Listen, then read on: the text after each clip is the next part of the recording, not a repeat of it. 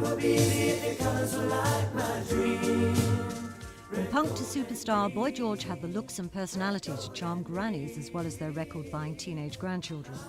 The oldies may not have been crazy about his get-up, but they loved his voice. You come and go, you come and go. In his days with Culture Club, he was a household word in most households around the world. In the mid-80s, the bubble burst because of drugs. His own addiction led to court appearances and a traumatic battle to recover. A close friend died of an overdose. Former friends were jailed for conspiring to supply George with heroin. The drugs nearly destroyed him. The scandal nearly destroyed his career. Boy George was news, but he was bad news. After the love is gone, how can we carry on? Now he's back, though he'll tell you he's never really been away. Helping friends make their records gave him an interest in dance and house music. He set up his own record label, helping new talent, and works under the title Jesus Loves You. The old image won't go away. At the Rock Circus in Piccadilly, he's still there in all his Culture Club glory.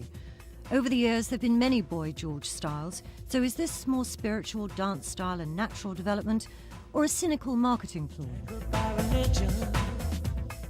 I don't think anyone's going to say that to me. I really don't. I think press people analyse everything too much. You know, it's not a... If it was... I don't know, really, it would be easier for me to play on the Boy George thing.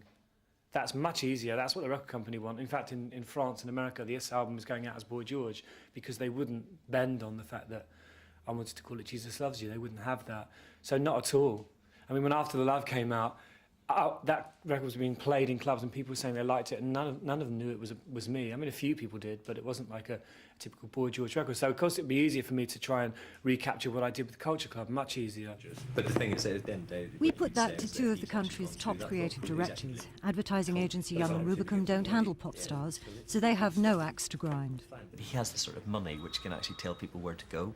So he doesn't actually have to do it for the money. So it's very easy to be cynical about it, but maybe his motivations are sincere. He doesn't need to do it for the money. So perhaps this is a genuine belief in success being incidental and on his own terms, instead of being... And creating the sort of music he wants to create and talking to the sort of audience he wishes to talk to in his way, with his viewpoint, with his religious viewpoint, whatever. So turning his back on being treated as a product could well be the best thing he could do. Could certainly make him a better product. George always has complained that the industry treats everyone as a product. He says he's deliberately working to a lower budget these days because you can make good videos and good music without spending a fortune. You know, like a lot of the time when somebody writes a review of one of my albums or anyone's album, it's like, you know, they kind of like it, but they don't really want to like it because they don't think they're allowed to. So they'll sort of say, well, it's okay, but this is wrong with it and that's wrong with it. I think there's too many critics around at the moment. Why pull it to pieces?